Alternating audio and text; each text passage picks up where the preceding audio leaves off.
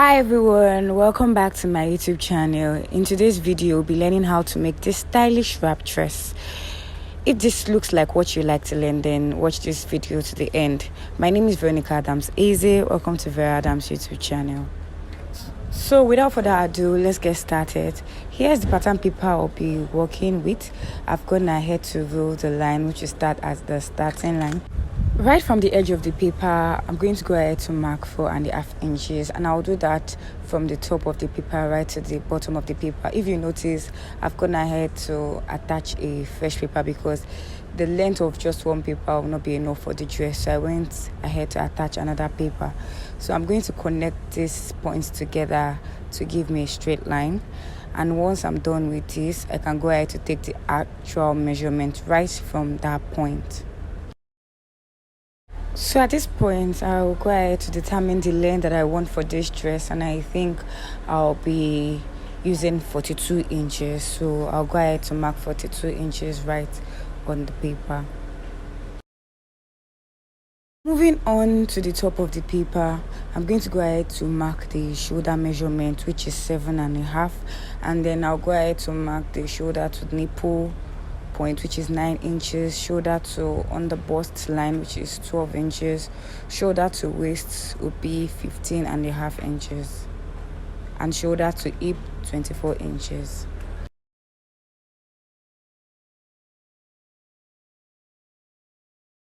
I've gone ahead to make straight lines out of these points, as you can see, and I've gone ahead to name it as the bust line, the underbust line, the waistline, and the hip line. Then from the bust line, I'm going to go up by 1.5 inches, and right at that point I would go ahead and mark the shoulder measurement and then roll it upwards. But I made a mistake here. I did the measurement right on the bust line rather than on the 1.5 inches, which is supposed to be the chest line that I marked. It was right here that I realized my mistake, so I'm going ahead to mark the 1.5 inches and then draw a straight line which will serve as the chest line. I hope you understand this. I'll go ahead to mark 3 inches above the chest line. I'll come out by 1/2 inch, but before I connect the armhole, I'll go to the top of the paper, mark the neck width, which is 3.5 inches, then connect it to the 1 inch that we've already marked for the shoulder slope. So from this point, I can go ahead to take the bust span measurement. That's a quarter of the bust span measurement right on the chest line. If you notice, I'm starting away from that 4.5 inches that we marked on the side. So right now, I'll connect these points together to give me the armhole.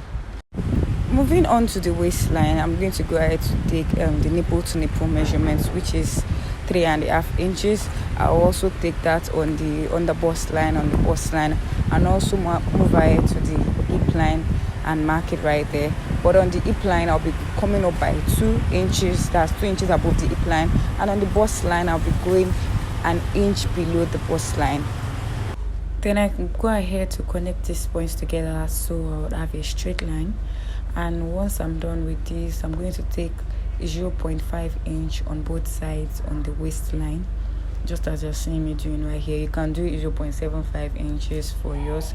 So right now we have a total of 1 inch for the dart.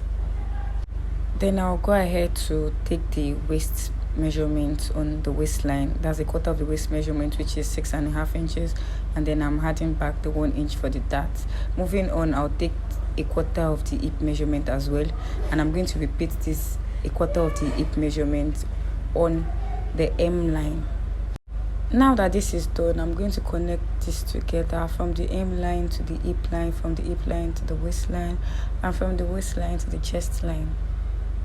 For a flare-like effect at the hem of the dress, you can go ahead to add about 3 inches. Right here I'm adding 3 inches after the regular measurement, and I'll be connecting it right from the hip line downwards, just as you're seeing me doing right here. So at the end, you have something that is not straight but flare in nature. The next thing to do is to determine the depth that I want for this neckline, and I don't want something so deep, so I'm going to be using 5.5 inches. I actually went ahead to adjust that to 6 inches. So I'm connecting it right now to the neck width in a V-shaped manner. Moving on to the waistline, I'm going to go ahead to mark 4 inches right into the extension that we made earlier, the 4.5 inches extension. So I'm just using 4 inches out of the 4.5, and I'm drawing a line to represent that. And right from that 4 inches point, I'm going to be connecting to the neck depth, just as you're seeing me doing right here. Once this is done, I'm going to go ahead to extend that 4 inches line downwards as so. So now you notice that I've already extended the 4 inches down to the hem of the dress. The next thing to do right here is to create the curvy effect at the base of the dress. And so for this reason, I'm going ahead to mark 3.5 inches right at this point, and from there I'm going to connect inwards. Just to watch the way I'm connecting. I actually made use of a pen so that if I'm not satisfied with the shape, because I'm using freehand, if I'm not satisfied with the shape, then I can actually adjust it. So eventually I'm going to be bringing in my marker pen so that we have the final curved effect. And here it is. So right at this point we're done. We can now move ahead to cutting it out. So I'm starting the cutting from the top right to the bottom.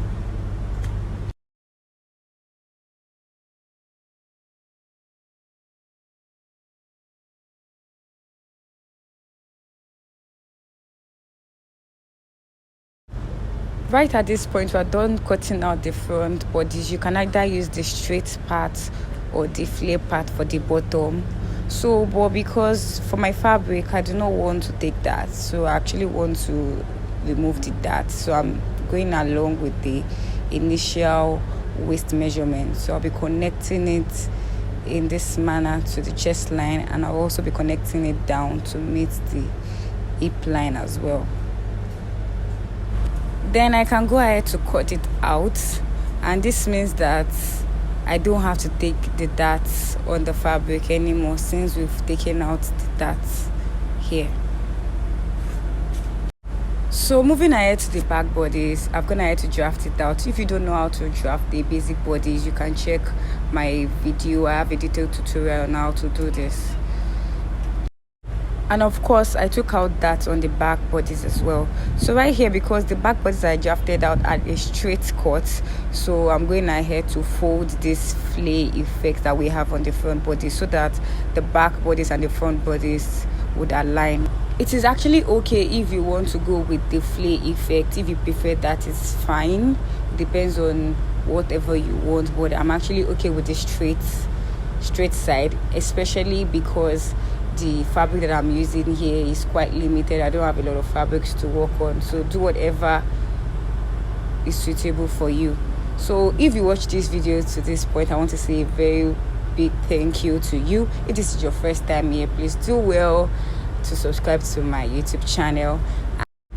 If you like to know how to sew this stylish dress, then you need to turn on your notification bell so that you'll be the first to be notified when I drop the sewing tutorial of this dress.